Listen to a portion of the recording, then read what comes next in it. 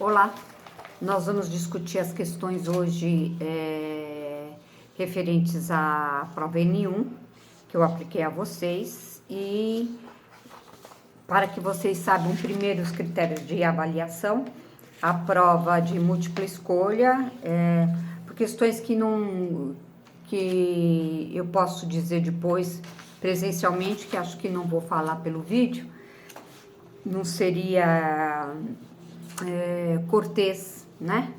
Essa prova de múltipla escolha, ela passou a valer 5 e a questão dissertativa passou a valer 5 também, né? Então, elas foram somadas e depois divididas por 2. Por isso que muitos falam, nossa, fui tão bem na prova de múltipla escolha, né? Eu acertei quase tudo. Tenho certeza, convicção, que já que já tinha acertado quase tudo. Eu imagino por quê, né? Dessa convicção. Apenas erraram 2 questões, a grande maioria. Justamente as questões em que eu alterei as alternativas. Vocês sabem do que eu estou falando, não é verdade? Então, mas isso é um assunto para conversarmos depois, em outro momento. Enfim, talvez, então, já convictos que tivessem acertado, né? Mas eu acho que ainda valeria apenas nós conversarmos sobre estas respostas, né? Que vocês, assim, responderam tão convictos depois de tanto estudar, não é verdade? Que bom. Então, a primeira questão falava a respeito, né, das normas de direito de família e se perguntavam se as normas de direito de família são de ordem pública, ou seja, nós sabemos que as normas de direito de família, né, quando a gente fala de normas de ordem pública, elas têm um caráter imperativo. O que é ter um caráter imperativo? É ter um caráter cogente. E as normas que não são de ordem pública, portanto, são normas particulares, são aquelas normas das quais nós podemos dispor. E se nós podemos dispor, o nome já diz, elas têm um caráter dispositivo, ou seja, são normas que estão sujeitos ao particular poder alterar essas normas, né? E aí a questão continuava. As normas de direito de família são de ordem pública, ou seja, têm caráter imperativo. Porém, existem algumas normas de natureza privada onde há liberdade de disposição. Quais são, então, as normas de natureza privada que estão na parte do direito de família? São aquelas que levam em consideração a celebração do casamento? Não, não são as que levam em consideração a celebração do casamento, porque nós falamos que a celebração do casamento são normas exigentes, são normas que determinam no plano da existência, não é? Regras que são pétreas, que não se pode mexer. Mas eu diria, são normas que estão ligadas, então essas que são dispositivas à filiação? Não, não são normas que possam estar ligadas à filiação. Evidentemente que não, não é? Porque as normas ligadas à filiação, elas têm um caráter imperativo, elas têm um caráter cogente, não é? Tanto isso é verdade que nós conversamos a respeito do fato de que quando a mulher é casada, não é? O marido estando longe, ela pode dar aquele filho como dele, mesmo que ele não compareça no cartório. Depois, se houver alguma dúvida com relação àquela paternidade, ele poderá se pronunciar através de uma ação própria, como é a ação negatória de paternidade, como por exemplo isto, não é? Então, mesmo que o pai de uma criança não queira assumir aquela paternidade, não há espaço para esta disposição, não é? Por quê? Porque ele terá direito a essa descendência, ele terá direito à sucessão. Portanto, não são normas dispositivas ligadas à filiação. E com relação agora às normas dispositivas com relação à dissolução matrimonial, também não é assim. Há elementos estanques para a dissolução matrimonial e que, portanto, elas não podem ser alteradas, né? Ora, o casamento será dissolvido pela separação judicial, ora será dissolvido pelo divórcio, né? Isso nós conversamos um pouco e vamos começar a conversar mais nas outras sessões que nós vamos fazer. Então, a alternativa correta era a alternativa B. Essas normas se referem ao regime de bens.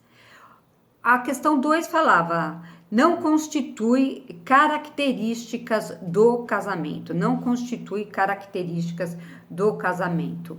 Eu estou falando que não é uma característica do casamento, a união heterossexual. Hoje ela não é uma característica do casamento. Hoje nós podemos considerar que ela não seja mais uma característica do casamento, na medida em que existem uma série de discussões a este respeito e nós conversamos acerca, não é, da possibilidade do lançamento das certidões de casamento para o casamento de pessoas em relacionamentos homoafetivos. Depois, constitui uma característica do casamento no Brasil a monogamia? Sim, portanto não poderia ser esta. A dissolubilidade constitui uma característica do casamento? Sim, o casamento pode ser dissolvido. Não constitui uma característica do casamento a condicionabilidade? O casamento, ele pode ser condicionado, né? Hoje eu diria que sim, que existem condições e, portanto, a condicionabilidade, né, poderia ser entendida como uma condição. Mas há também doutrinadores que entendem que não se admite condição, né, em qualquer negócio jurídico de direito de família.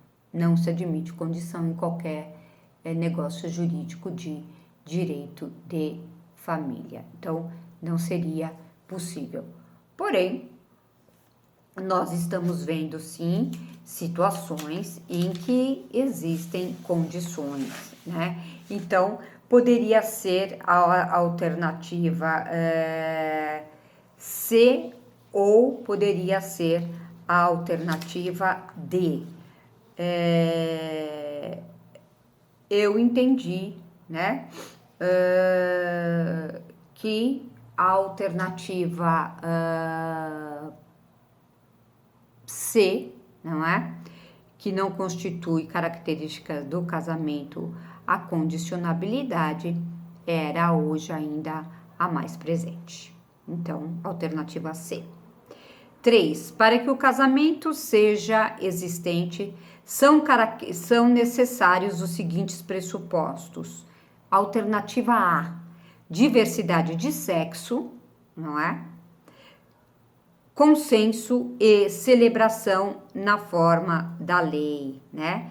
Isto é, para que o casamento, então, estou falando do campo da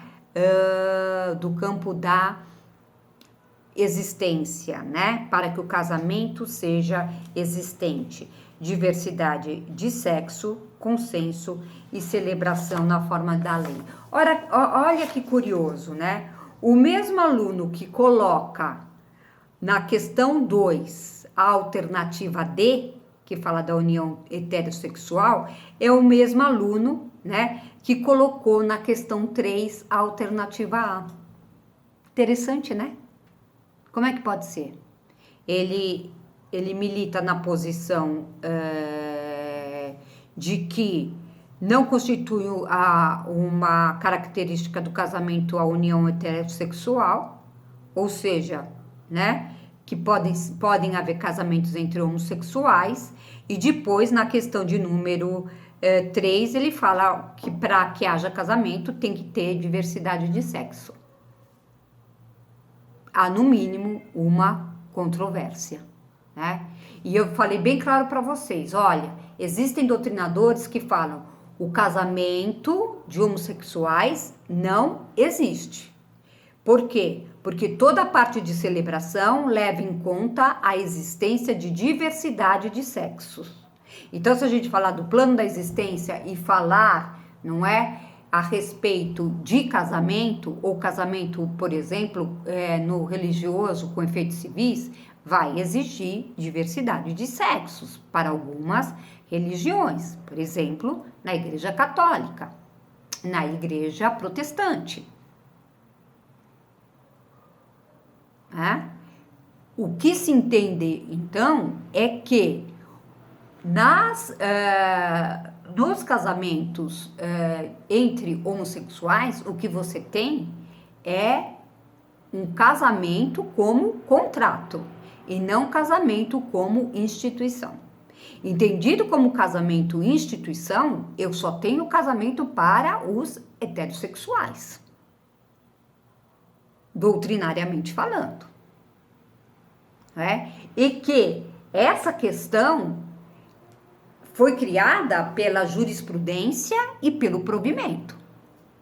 É um lançamento que o cartório de registro faz, de registro civil faz. Aceita este lançamento como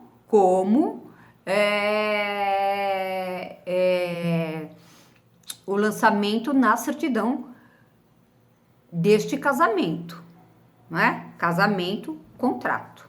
Daí porque muitos doutrinadores, não é?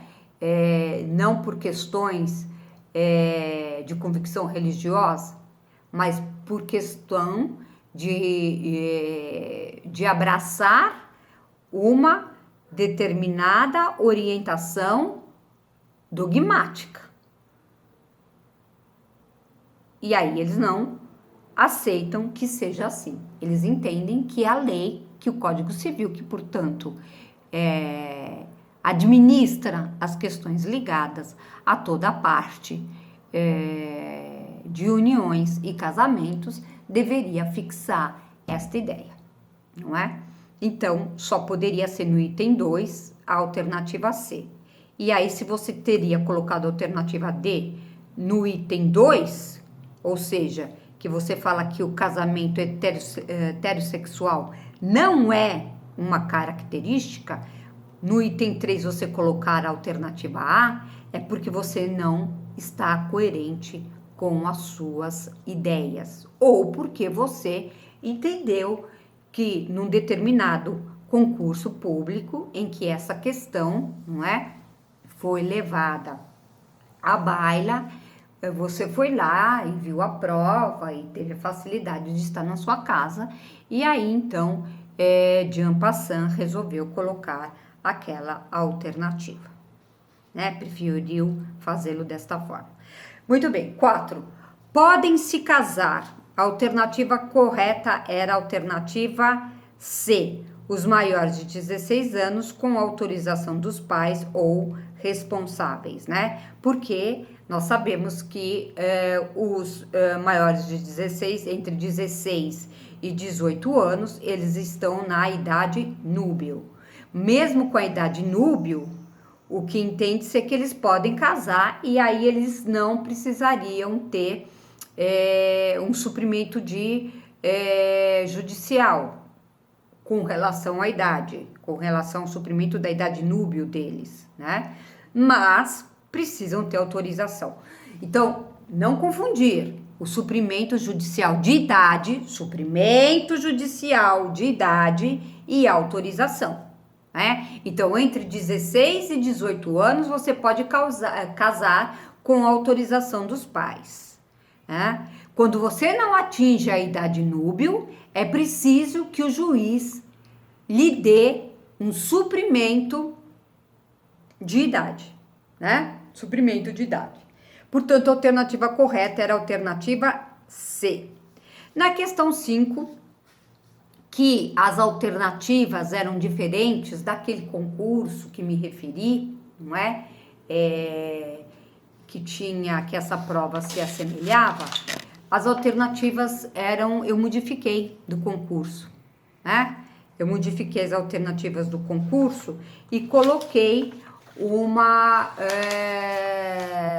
alternativa que veio em empuxo da lei 13.811 de 2019, que era a lei que o Bolsonaro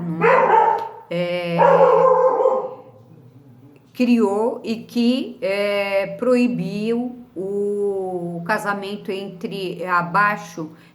o casamento dos menores abaixo de 16 anos, mesmo aqueles com, portanto, aqueles entre 15 e 14 anos, que não tenham atingido, portanto, a idade núbio, mesmo que as meninas estivessem grávidas, né? Com relação à questão do cometimento de crimes, né, de sedução, não é?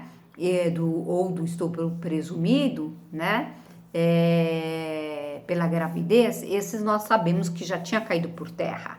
Mas com a lei 13.811, que foi uma lei editada pelo presidente Bolsonaro, repito, ela proíbe o casamento de menores abaixo de 16 anos. Então, a alternativa correta nesta questão de número 5 era a alternativa C, né? Era a alternativa C.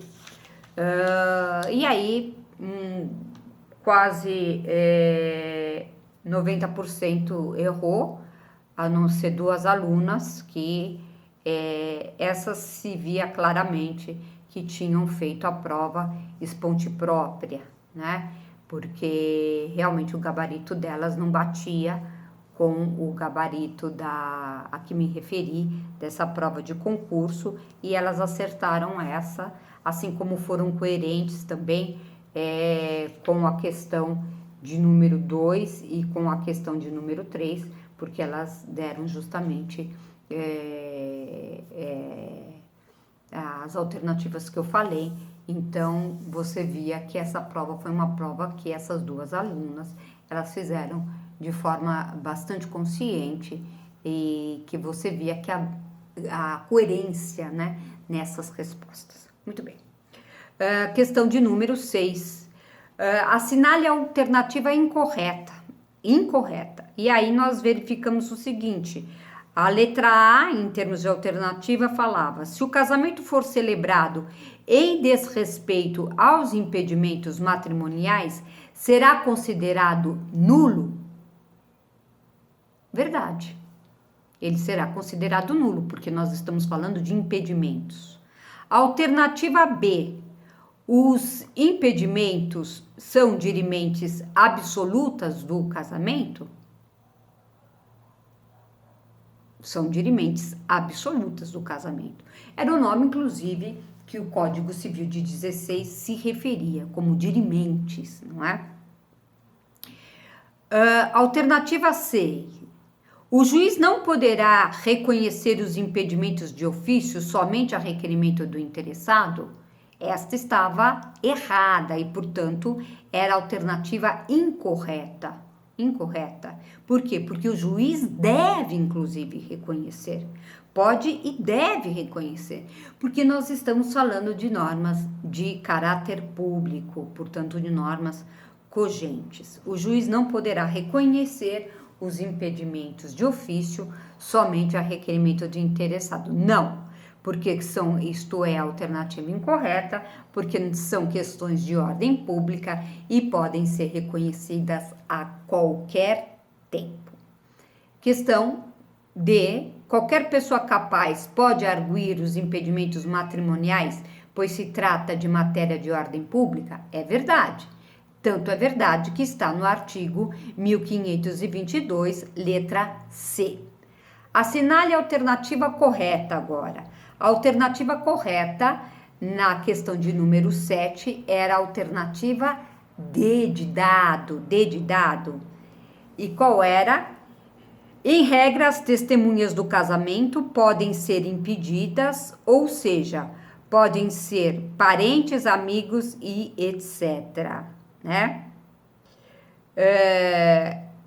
E aí se pergunta, as testemunhas do casamento, elas podem ser impedidas? Podem, né? Podem ser parentes e amigos? E geralmente são, né? Aí, as outras alternativas eram incorretas, por quê? Para que o casamento se realize, é necessária a presença pessoal dos contraentes? Não, porque o casamento pode ser feito via procuração. E nós até, como eu comentei com vocês, não é? Que, se não comentei, comento agora, que a princesa Leopoldina e o príncipe Dom Pedro, não é? Eles casaram por procuração. Até por razões bastante importantes, né? Porque precisava unir, né, os reinos da Áustria ao reino de Portugal, né? E naquela oportunidade já se aproximavam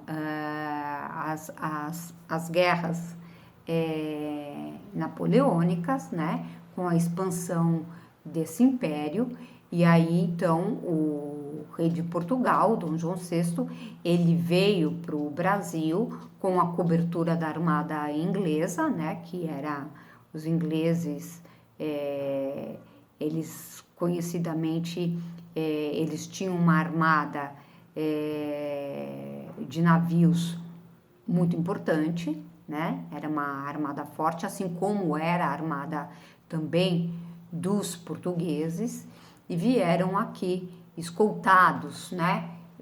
Pelos ingleses. Houve uma troca